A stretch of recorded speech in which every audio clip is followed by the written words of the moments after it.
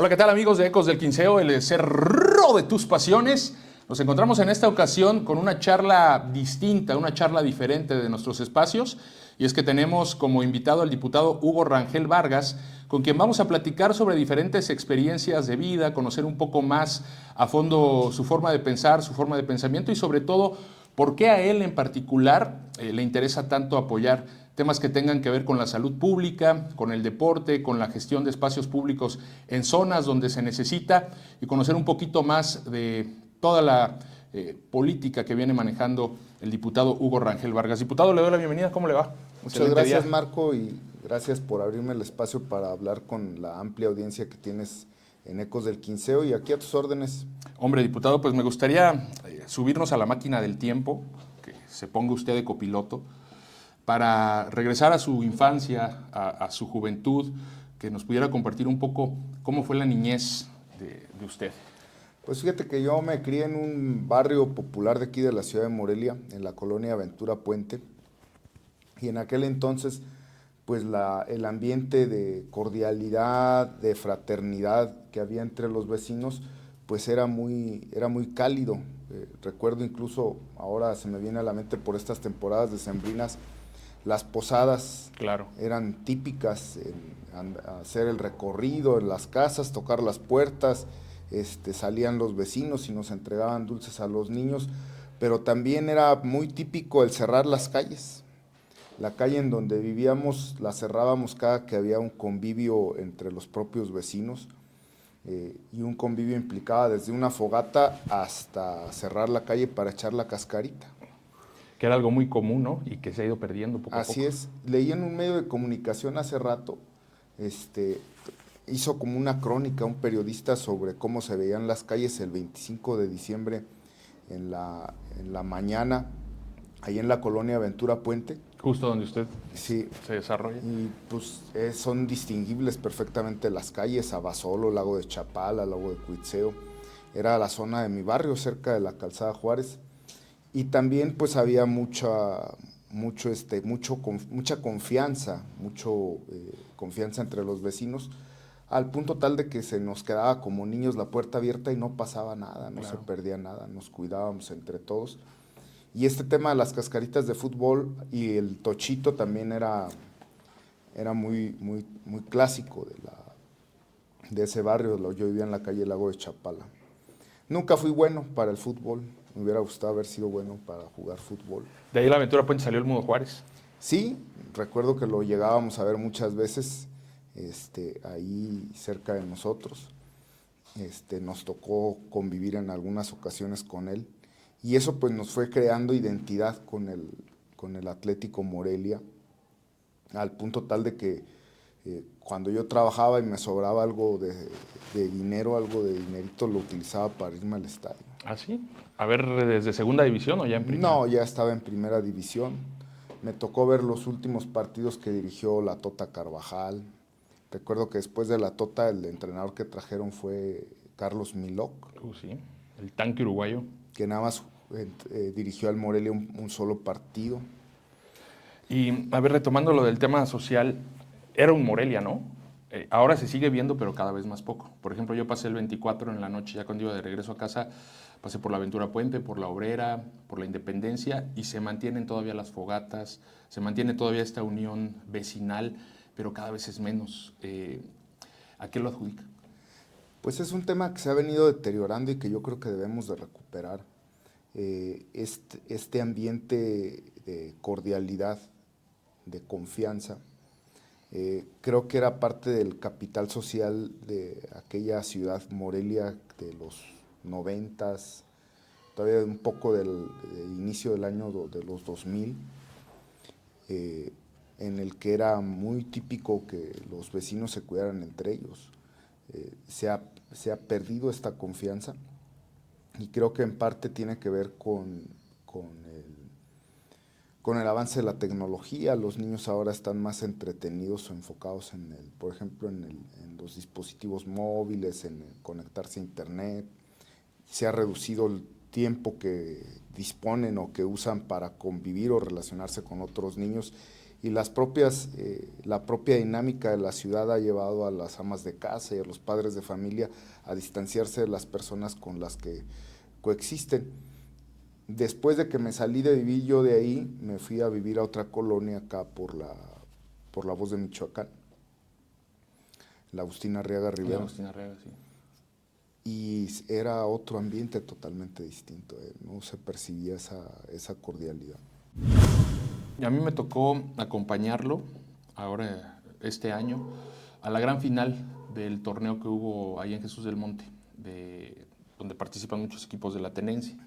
Y ahí se pudo palpar de nueva cuenta, o por lo menos en ese partido final, en la previa, durante y posterior, cómo el fútbol, o el deporte, pero en este caso el fútbol, puede servir de cohesión social, ¿no? Evidentemente estaban los que jugaban, que se la estaban partiendo en la cancha, pero afuera estaban las familias, los amigos, más allá de quién perdió y quién ganó ese día, se vivió una gran unión, ¿no?, social, que uno desde afuera piensa que si estos eventos se replicaran con mayor frecuencia, o si en todas estas zonas quizá marginadas de la ciudad hubiera quien organizara torneos, quien organizara competencias, quien se encargara de unir a las familias a través del deporte, pudiese haber muchos beneficios. No sé si pudiera recordarnos un poquito de pues cómo se dio este torneo, cómo se dio esta final, y para usted realmente qué es lo importante de este tipo de eventos que a través del deporte terminan uniendo o cohesionando a la gente.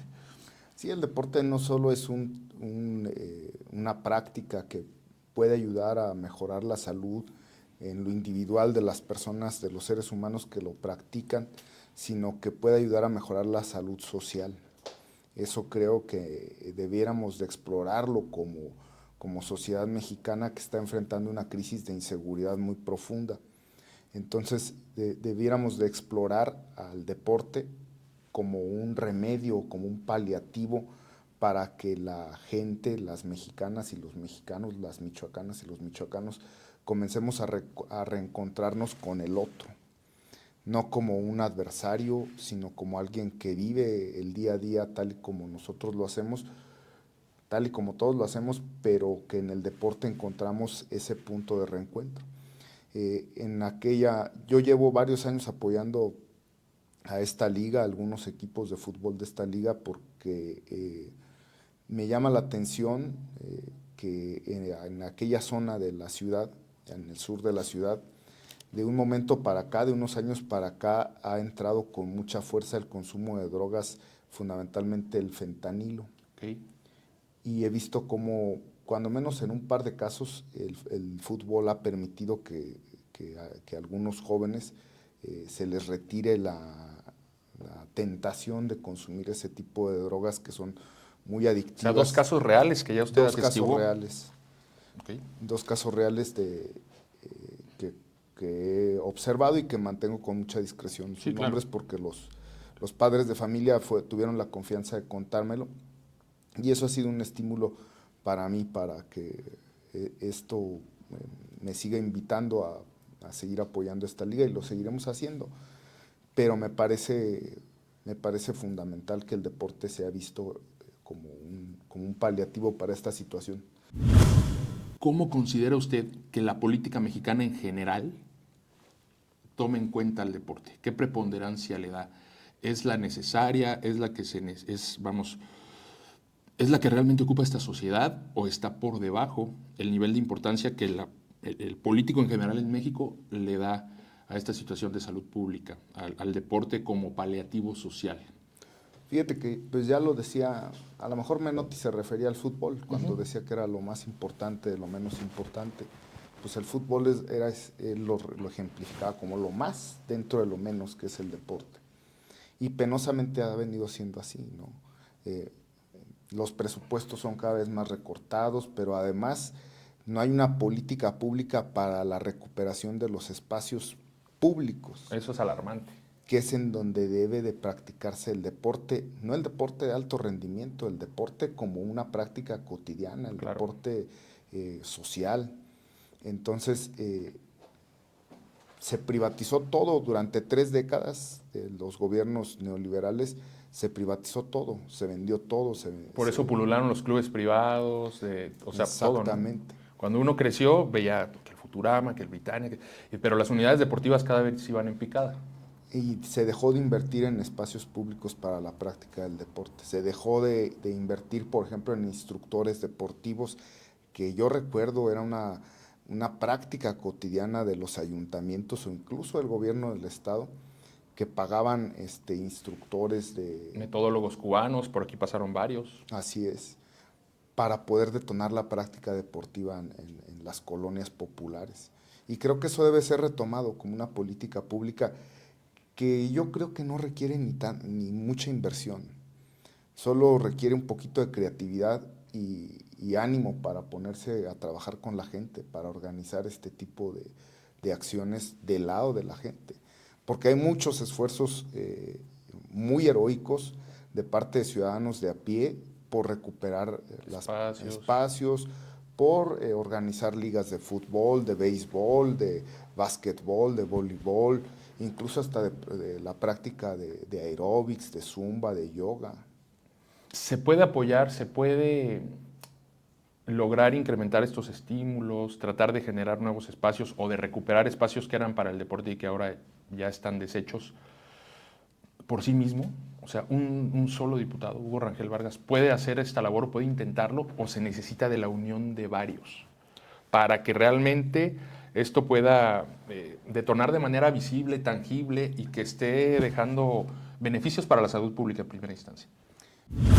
Yo creo que el esfuerzo individual de un legislador da solo para visibilizar una ausencia del Estado mexicano, una ausencia de las políticas públicas. Pero para solucionarlo de fondo se requiere sin duda sí una política pública de parte del gobierno, del Estado, pero también de la participación de la ciudadanía. Y si me permites hacerlo, me gustaría utilizar tu medio de comunicación para poder invitar a la gente a que nos haga llegar planteamientos, propuestas, elementos o necesidades que pudiera haber aquí en la ciudad para poder atender, o pequeños esfuerzos que pudiéramos hacer nosotros para poder detonar este tipo de prácticas sociales del deporte que puedan ayudar a reconstruir. ¿Cómo se pueden acercar a usted, diputado? O sea, alguien que esté viendo y que diga, a ver si yo aquí a la vuelta de mi casa detecto que hay un lote baldío que se está llenando de infecciones, pero que es el espacio que yo considero oportuno para que a lo mejor se trabaje y ahí se haga una canchita, o se ponga un aro de básquetbol, o se pongan algunos aparatos para hacer ejercicio.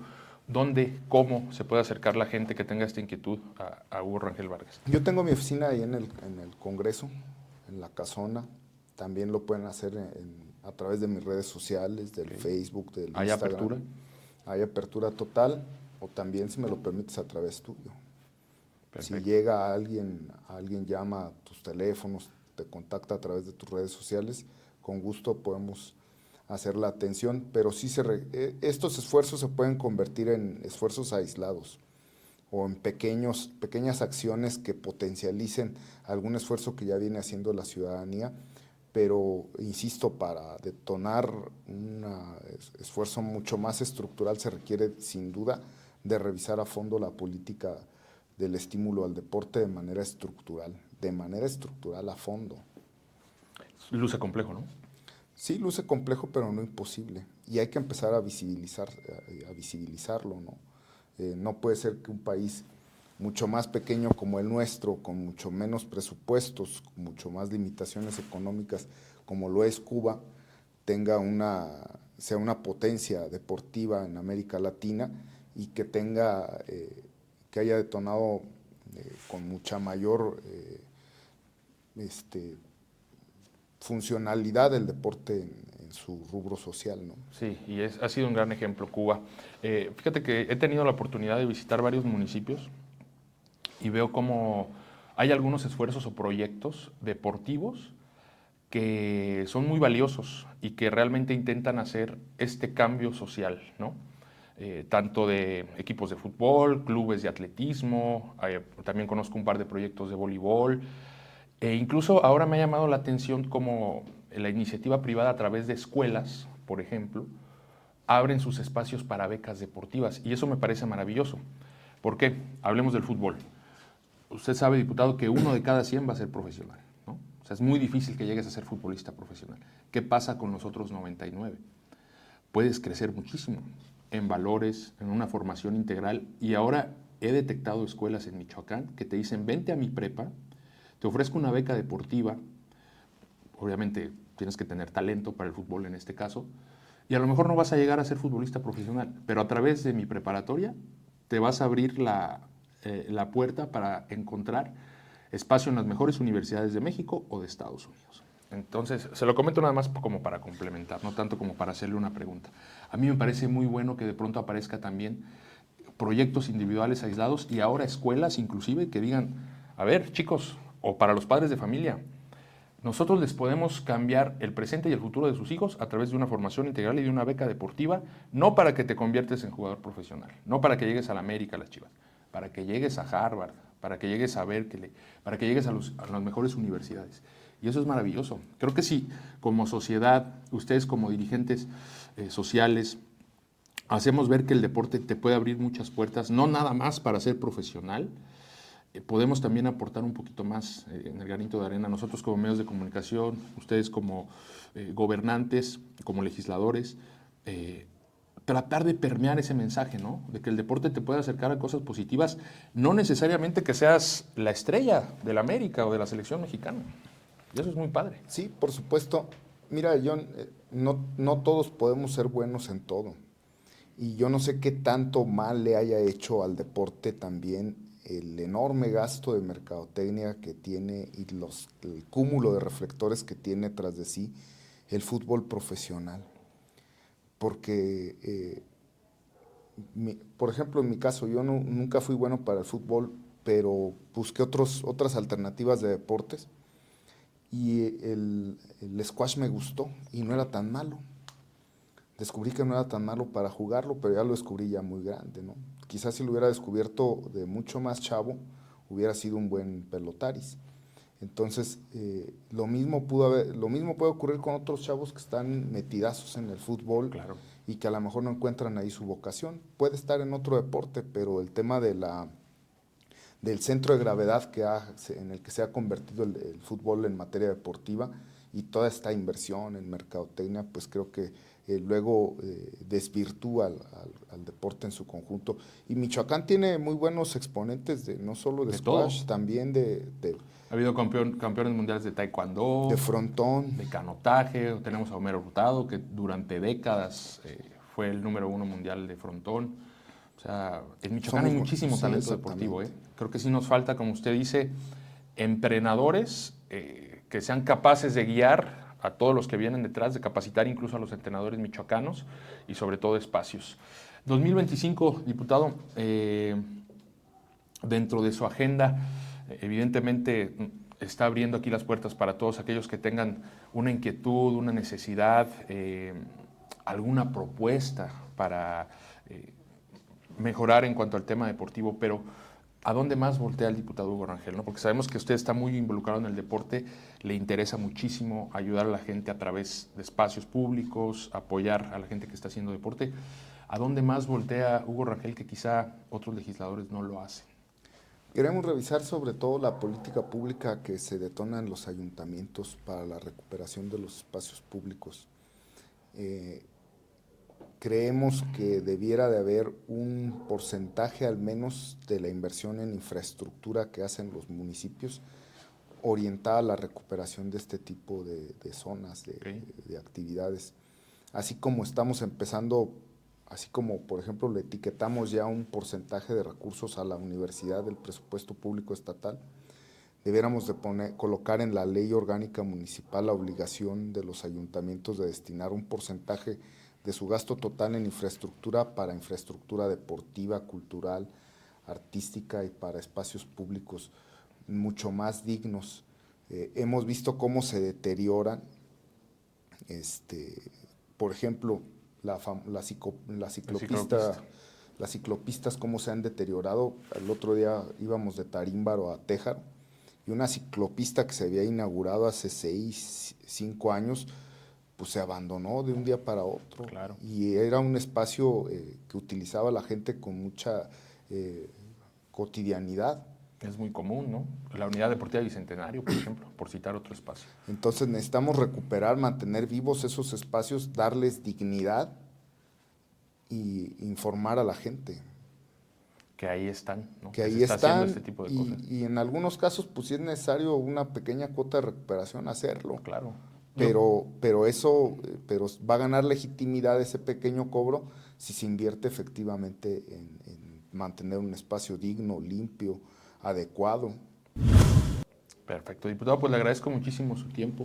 ¿Cuál sería un mensaje de despedida para toda la gente que de pronto ha perdido la confianza en los legisladores, ha perdido la confianza en la manera en la que se maneja, ¿no?, el tema político público, de su parte, de parte de su equipo de trabajo? ¿Cuál sería el compromiso con toda esta gente?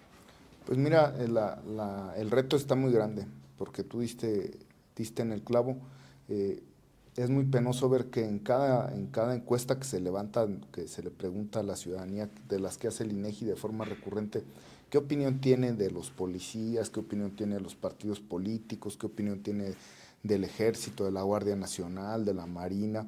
A los que nos va peor es a los diputados. Y de perezosos, por no decirlo de otra cosa, no nos baja el grueso de la ciudadanía. Entonces lo que necesitamos es un poco recuperar, intentar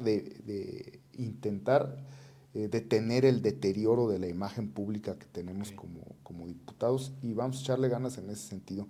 De mi parte, lo que yo ofrezco es lo que he venido haciendo, ser un legislador cercano a la gente, cercano a las causas de la ciudadanía, y en la medida de lo posible buscar ofrecer soluciones a estos problemas cotidianos. Y pues te agradezco mucho el espacio, espero que sea un 2025 de éxito para todo el deporte michoacano, y sin duda cuentan conmigo.